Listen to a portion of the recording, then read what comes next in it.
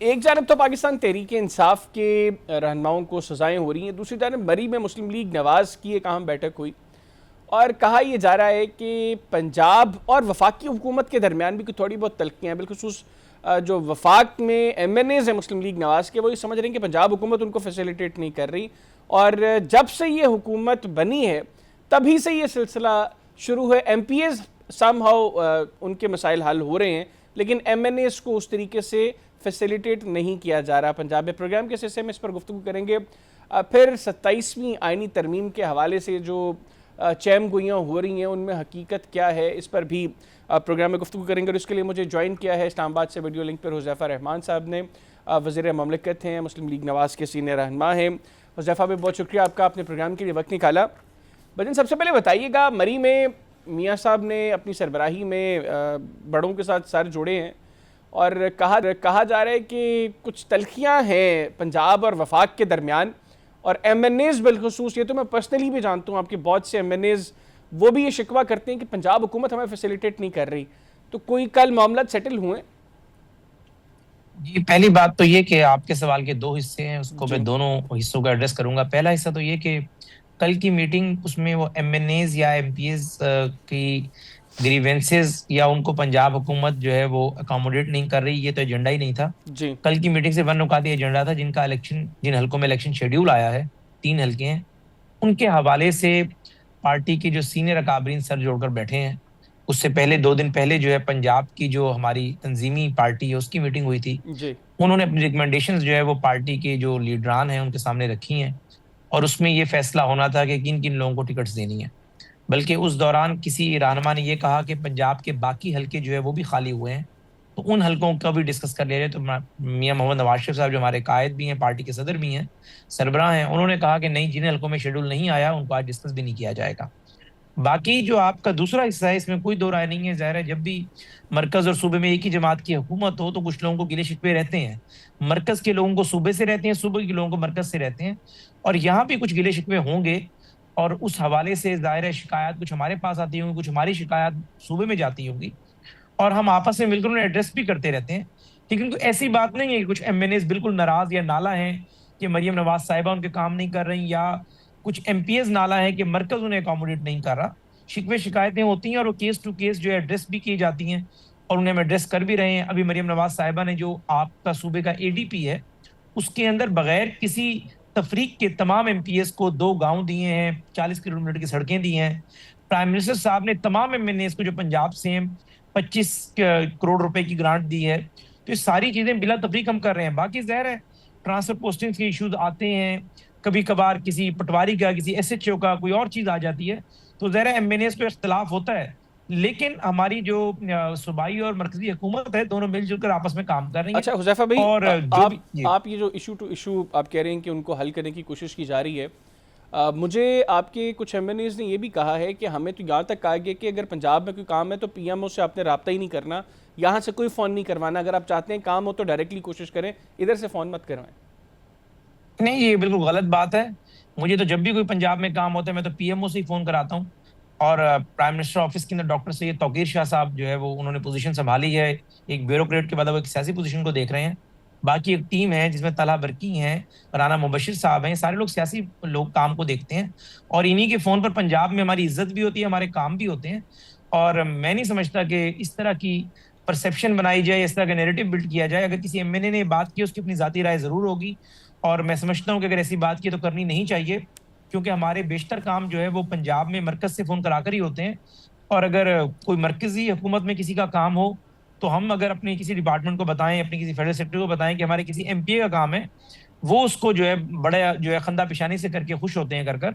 ये बात अगर किसी MNA ने फैलाई है या किसी और अच्छा, बंदे वैसे ने फैलाई है, पंजाब से तो ये शायद ये बिल्कुल गिला गलत है। शिकवा है ही नहीं है।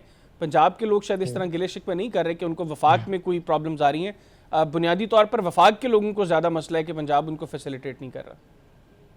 नहीं, ये मेरे ख्याल से जो है, अगर ये शिकवा है कि पंजाब हुकूमत जो है वो MNAs को उतना ही अकोमोडेट करे जितना MPs को कर रही है, तो मेरे ख्याल से ये भी शिकवा कोई जायज नहीं है। जाहिर है MNAs फेडरल सब्जेक्ट होते हैं, MPs प्रोविंशियल सब्जेक्ट होते हैं, लेकिन फिर भी MNAs को साथ लेकर पंजाब हुकूमत मुकम्मल चल रही है।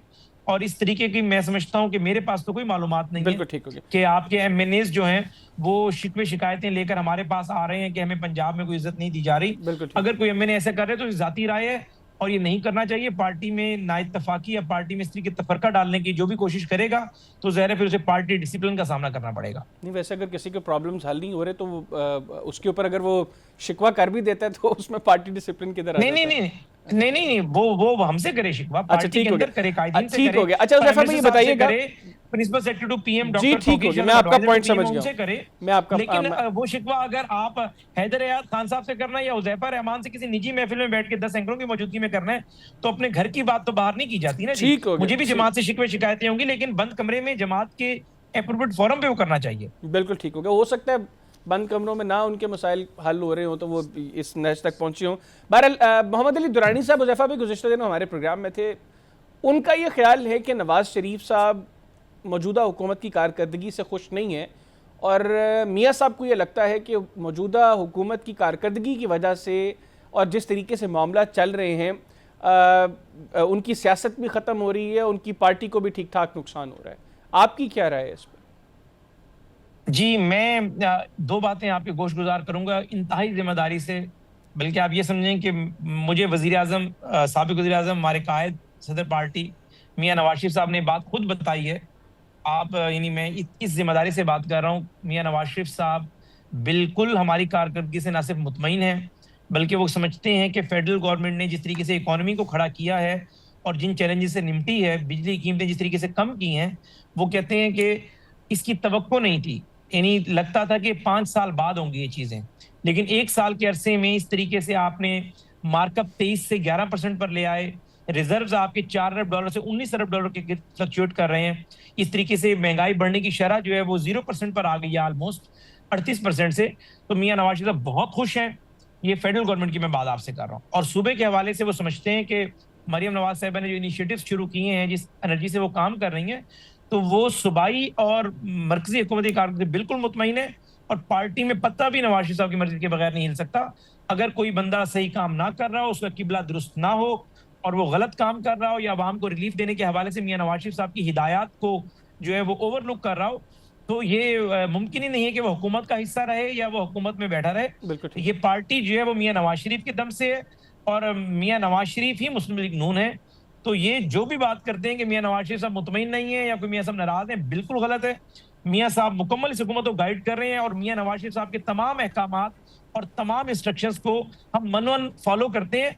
और हम अपनी नींद में भी तसव्वुर नहीं कर सकते कि मियाँ नवाज शरीफ साहब को हमें इंस्ट्रक्शंस दें, उसको हम 19-20 भी आगे पीछे करें, उसको उसकी लेटेंट स्पिरिट में फॉलो करना तो हमारे ऊपर लाजिम मलजूम हो जाता है। पार्टी उन्हीं की वजह से जितने भी लोग जितने बात सुने नहीं देखें, दो बातें नबी उसकी भी मैं बात कर रहा हूँ। I got your point. पहली बात तो ये कि मुझ समेत जो लोग काबीना में बैठे हैं वो अल्लाह के बाद मियाँ नवाज शरीफ साहब के वोट बैंक की वजह से बैठे हुए हैं। जितने लोग पार्लियामेंट में आते हैं, अगर ये नवाज शरीफ का निशान, शेर का निशान, नवाज शरीफ की तस्वीर हटा दें, काउंसलर भी नहीं बन सकते। अब आपने कहा कि मियाँ साहब को गलत इंस्ट्रक्शंस दें। हमारे नबी करीम सल्लल्लाहु अलैहि वसल्लम की हदीस है कि अमीर की इताअत फर्ज है, अमीर की इताअत करो। अनटिल अनलेस अगर कोई गैर शरई काम करे, नमाज ना पढ़ो, शराब पियो, बाकी अमीर की इताअत करनी होती है क्योंकि अमीर रिस्पॉन्सिबल होता है। अगर ये हुकूमत कामयाब होगी तो कामयाबी का सेहरा मियाँ नवाज शरीफ साहब के सर होगा। ठीक हो गया उज़ैफा भाई, ठीक हो गया। नवाज शरीफ साहब की हिदायत हम इस सेंस में अमल करते हैं। ठीक हो गया। उज़ैफा भाई मुझे बताइएगा, अब 9 मई से मुतल्लिक जो केसेस हैं उनके फैसले आना शुरू हो गए हैं। यकीनी तौर पर फैसले तो अदालतों से आ रहे हैं और आप ये कहेंगे कि जिनको सजाएं हो रही हैं वो अदालतें दे रही हैं, लेकिन बहुत से लोग हैं जो उस वक्त तहरीक इंसाफ का हिस्सा थे, जिनके खिलाफ फैसले आने का इम्कान भी था। बहुत से लोग हैं जिन्होंने प्रेस कॉन्फ्रेंसेस की हैं, लेकिन उनको वो सजाएं नहीं मिली जो उन लोगों को मिली जिन्होंने तहरीक इंसाफ छोड़ी नहीं। फैसले तो चले ठीक है, अदालतें दे रही हैं, आपकी मालूमात क्या है और आपकी राय क्या है, उन लोगों को क्यों सजाएं नहीं मिल रही जिन्होंने प्रेस कॉन्फ्रेंसेस कर दी? देखिए, दो बातें हैं। एक तो जाहिर है वो लोग हैं जिन्होंने मौके पे तोड़ फोड़ की, जो कि जुर्म का हिस्सा हैं। दूसरे वो लोग हैं जो शरीके जुर्म हैं, जिन्हें 109 में सजाएं दी गई हैं। जो आपका ताज़ीरात पाकिस्तान की दफा 109 है, उसके तहत उन्हें पीपीसी, पाकिस्तान पीनल कोड के तहत सजा दी गई है। देखिए, हमने पहले दिन कहा कि 9 मई में जो लोग माफी मांगते हैं, इसका मतलब ये है कि वो लोग अपनी इंटेंशन जाहिर कर रहे हैं कि वो इस मामले में बानी तहरीक इंसाफ के मंसूबे का हिस्सा नहीं थे, और उनकी माफी को हमें दुरुस्त समझना चाहिए, क्योंकि इंसान है, खताओं का पुतला होता है। और इसीलिए जिन लोगों ने प्रेस कॉन्फ्रेंस की, उन लोगों ने कहा कि 9 मई गलत हुआ और हम इसमें माजरत भी करते हैं, अगर किसी स्टेज पे ये तस्वुर किया जा रहा है कि हम इसका हिस्सा थे। कुछ लोग वो हैं कि जो लोग बाकायदा तौर पर इस सारे प्लान का हिस्सा भी थे और आज तक वो डटे हुए हैं। जो लोग कहते हैं ना कि जो प्रेस कॉन्फ्रेंस जिसने कर दी उसको आपने माफ कर दिया, बिल्कुल हमने माफ किया, क्योंकि इंसान है, खताओं का पुतला होता है। अगर मैं आप पे इल्जाम लगा रहा हूं हैदर हयात खान 9 मई में मंसूबे का हिस्सा था, आपके जी मैं माफी मांग रहा हूं और मैं हिस्सा भी नहीं हूं, तो हम आपकी इस एक्सप्लेनेशन को कबूल करेंगे। लेकिन ये वो लोग हैं जिन्हें सजाए हुए जो आज तक डटे हुए हैं।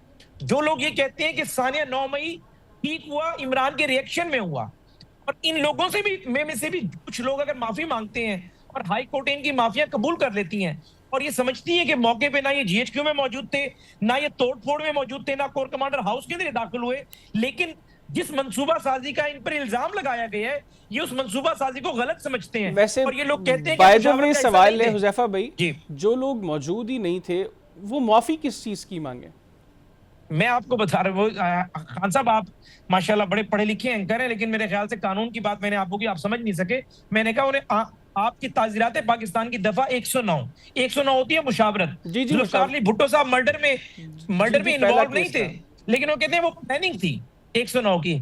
इन लोगों को सजाएं मंसूबाबंदी में हुई है कि अगर बानी तहरीक इंसाफ को गिरफ्तार किया गया तो 9 मई से पहले बनी गाला में बैठ के मंसूबाबंदी हो गई थी कि कौन लोग क्या करेंगे। मैं आपका पॉइंट बिल्कुल समझ गया। बहरहाल मैं आगे बढ़ता हूँ। ज़ैफा भी मुझे ये बताइएगा, अभी 14 अगस्त के हवाले से तहरीक इंसाफ ने एहतजाज का ऐलान किया है। अभी सलमान अकरम राजा ने तो बहरहाल कहा है कि हम एहतजाज नहीं, हम तो जश्न के लिए बाहर निकलेंगे।